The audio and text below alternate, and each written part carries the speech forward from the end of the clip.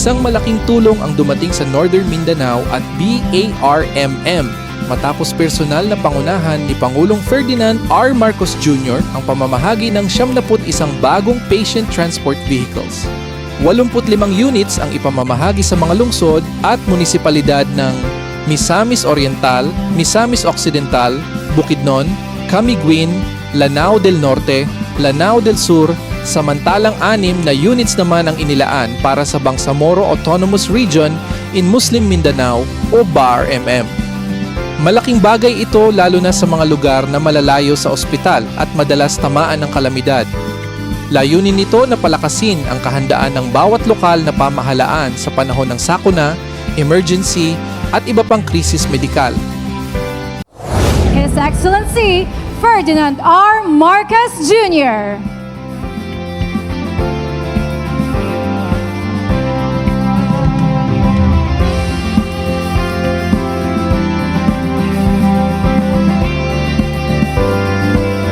The President shall now inspect the patient transport vehicles or PTVs to be distributed to various municipalities and cities and the provincial governments of Misamis Oriental, Misamis Occidental, Bukidnon, Camiguin, Lanao del Norte, and Lanao del Sur.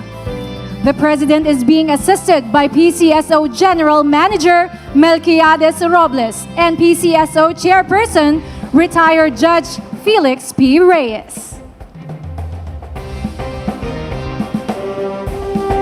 The distribution of PTVs is under the Medical Transport Vehicle Donation Program. This is dedicated to improve the healthcare delivery system. These PTVs shall be used by the LGUs to address the need for emergency responses and transport services for patients.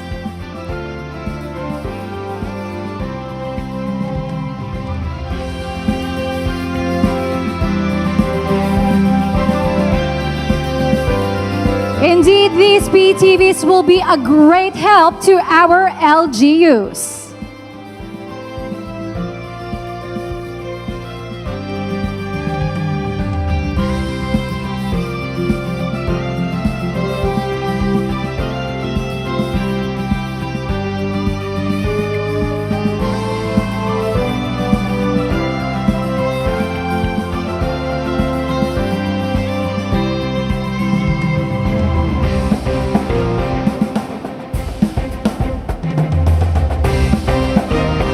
Once again, ladies and gentlemen, the President of the Republic of the Philippines, His Excellency Ferdinand R. Marcos Jr.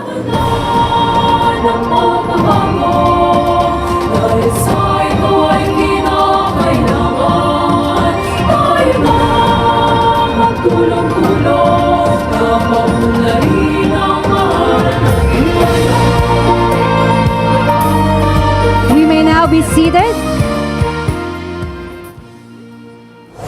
Maayong adlaw sa inyong tanan. Maraming salamat sa lahat ng mga mamamayan ng Cagayan de Oro sa mainit na pagtanggap ninyo sa amin. Ikinagagalak kong makasama kayo ngayong araw para sa isang napakahalagang layunin, ang paghahatid sa inyo kasama ng mga kababayan natin sa Hilagang Mindanao at BARM ng mga tinatawag nating Patient Transport Vehicles o PTV.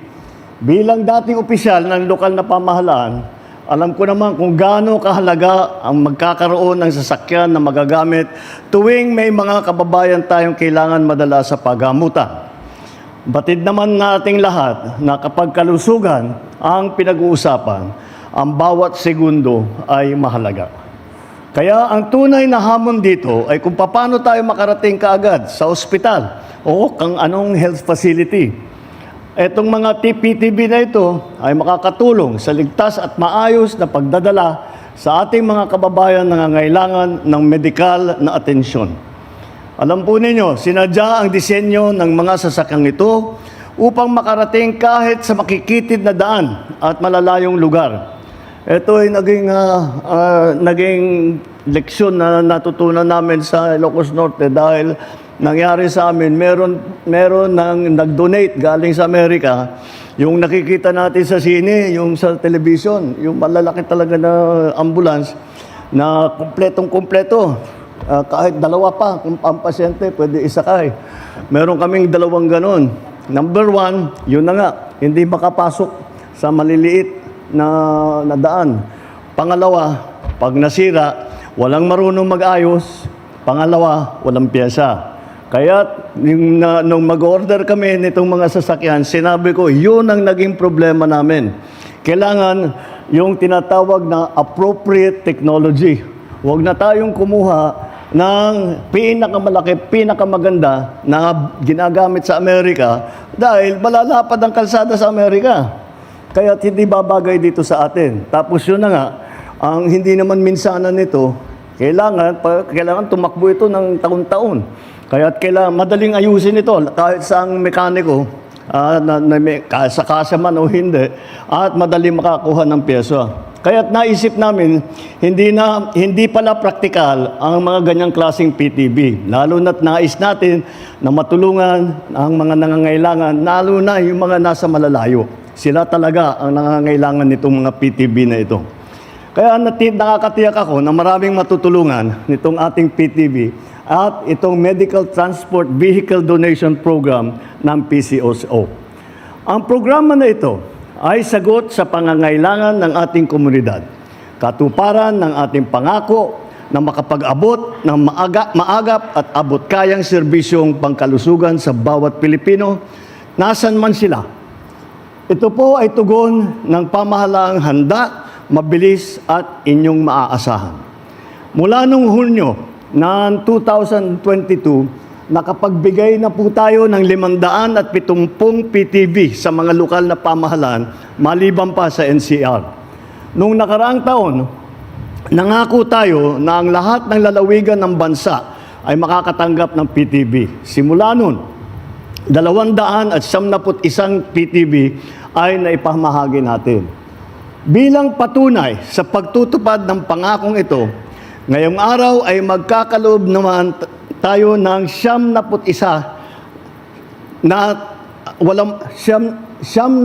PTV, 85 para sa Northern Mindanao, 6 naman para sa BARM. Sa 91 na ito ay 68 na beneficiary ay first-timer. Yung 91 na ipamimigay natin na transport vehicle, ang makakatanggap, 68 sa mga nakakatanggap ay hindi pa nagkaroon ng ambulansya, ng patient transport vehicle sa kanilang kasaysayan. Kaya first time na sila magkakaroon ng ganito. Layunin ng PCO na makapamahagi ng 985 PTVs upang matiyak na lahat ng munisipalidad sa bansa ay may sasakyan magagamit para sa pasyente. Ngayong taong na ito, inaasahan namin at ako'y nakakasiguro na makakakumpleto na tayo. Lahat ng ating munisipyo, ng ating kabuuang bansa ay mabibigyan na ilan ang LGU natin? 1,552. Ang naipamigay na natin, we have been able to give this year lang ito, 567 na ipamigay na natin this year. Ang ibibigay ay 900 and ang ibibigay pa na tatapusin natin by the year 2025 ay 985 na dagdag. Lahat-lahat 1,552 ang ipapamigay natin. Ang LGU natin 1,492. Kaya't meron na ang mga LGU na pangalawa na ang tatanggapin nila itong taon na ito. Kapag nangyari ito, sa kaunang pagkakataon, masasabi natin 100% coverage na lahat ng munisipalidad sa loob lamang ng 3 taon. Ito'y para sa akin isang tagumpay na hindi pa nagagawa sa ating kasaysayan. Dahil Ito talagang hihingi ako ng pauman ninyo at medyo ipagmamayabang ko ito dahil napakahalaga para sa akin yung healthcare. Dahil ito yung naging karanasan ko, kung minsan, nakakalimutan natin ang healthcare. Hindi natin masyadong iniintindi. Hindi siguro dahil dinevolve yung healthcare sa local government, ay hindi naman talaga, hindi pa naman sanay ang mga local government na magpatakbo ng healthcare program, magpatakbo ng mga hospital system. Kaya medyo napabayaan. Kaya naman, kami sa national government, nakikita naman namin, naunawaan naman namin ito. Kaya naman, ginawa namin itong programang ito para at least para sa mga transport vehicles, hindi na ninyo kailangan mag-alala. Kung maalala ninyo, pag humihingi dati tayo sa PCSO, kasama din ako, governor din ako cry-cry ang tawag namin Cry-cry lang kami sa PCSO, pingi naman ng ambulansya, kulang kami sa ambulansya, hihingi. O kundi, malakas ka presidente, malakas ka sa DOH, malakas ka kung kanino, meron ka matatanggap. Ngayon, siguro, kung malakas ka sa presidente, baka mapabilis lang ng mga 5 days. Pero lahat makakatanggap, kahit sino. Kahit hindi natin, kahit sasabihin na hindi ko man nakausap, hindi naman nakilala, hindi kahit na, basta titiyakin natin, lahat ng LGU, all of the 1,493 LGUs of the Philippines will receive at least one of these transport vehicles. Dahil kapag kailangan ng Pilipino, nandito naman ang ating pamahalaan. Ang aking hiling lang po sa ating mga lokal na pamahalaan, mapangalagaan ninyo ang mga PTV na ito. Yung mga nai-release na natin, yung mga nauna, maganda pa rin ang takbo. Basta't alagaan natin, matitibay ito Talagang research namin na mabuti kung alin yung pinakamaganda. At matitibay naman ito, kagaya na sabi ko, kahit na halos lahat ng mekaniko kaya nilang ayusin pag may nasiraan at madaling makahanap ng pyesa. Sa aking mga kababayan dito sa Hilagang Mindanao at sa BARM, alam ninyo kung paano nagkulang noon ang sistemang dapat sana ay naging sandigan ninyo sa mas maayos na buhay. Ngunit, ipinakita ninyo sa amin kung paano bumangon. Kailanman, hindi kayo sumukok. Ganyan din po ang pamahalaan sa inyo. Hindi kami titigil sa pag-iisip ng ibang hakbangin upang magbigay ng serbisyong kinakailangan ninyo. Kaya sa mga doktor, nurse, driver, rescuer, tanod, volunteer, ito po ay para sa inyo. Kayo ang mga bagong Pilipino na may disiplina, may kahusayan at pagmamahal sa bayan. Isa lang po itong patunay sa ating dedikasyon sa pagbabago ng ating bansa para sa isang mas makatao, makatarungan at mas inklusibong bagong Pilipinas. Naway sa bawat paglakbay ng mga PTV na ito, makapag-abot tayo ng pag-asa at tulong, anumang oras, sa ang sulok man ng bansa. Yan ang ating pangako. Dagang salamat, mabuhay ang Cagayan de Oro, mabuhay ang bagong Pilipinas.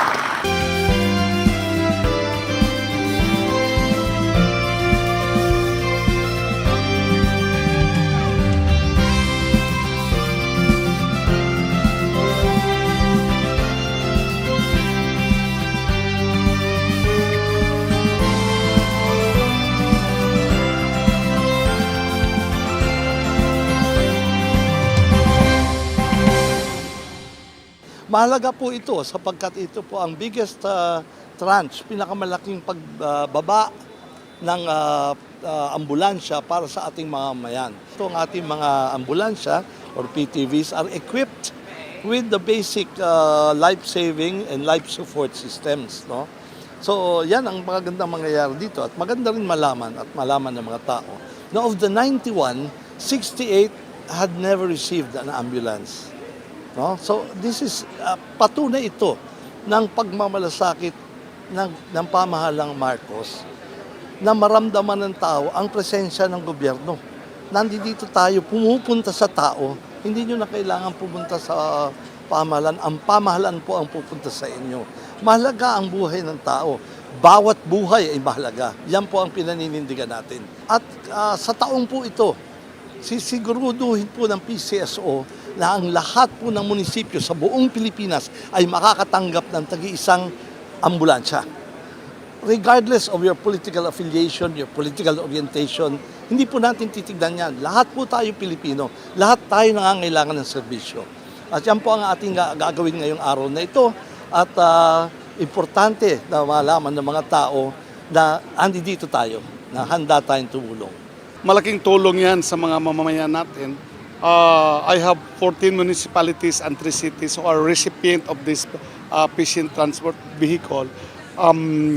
Actually, hindi lang sa healthcare ito because this can also be used as a rescue vehicle in times of emergency, kung sa mga calamity, ganon. So, with the kind of vehicle that is being distributed now, considering na sa sinabi ni Chairman, ni Presidente, at talagang pinag-aralan, it is only his administration who is able to have this kind of program because healthcare is one of his priorities. And being also a former governor, nakita niya talaga kung ano yung need ng mga kababayan natin. We are overwhelmed with happiness. No? Sa Tagalog pa, nag-uumapaw sa galak ang aming munisipyo. Very timely, no? Because our municipality has an LGU run community hospital which has been in existence for more than 30 years already. So this PTV will complement the modern Hasaan Community Hospital building, of which our municipality is also a recipient grant from the funds of the Department of Health. So malaking bagay ito. No? At the same time, when I say it's a big help to us, ang advantage ng itong bagong PTV na ito, unlike other ambulance units that were granted to us in the previous years, ito ay alam na natin yung without mentioning the brand, no? In terms of durability, time tested na ito, di ba? At yung sinasabi nga ni Presidente, kahit sa kasa o sa labas ng kasa, kung mayroon mang problema na kailangan ng mga minor or major repairs, ang mga spare parts are readily available. So very convenient to us. Hasaan, again, in behalf of my town, is very grateful, no, and thankful to the President and the PCSO.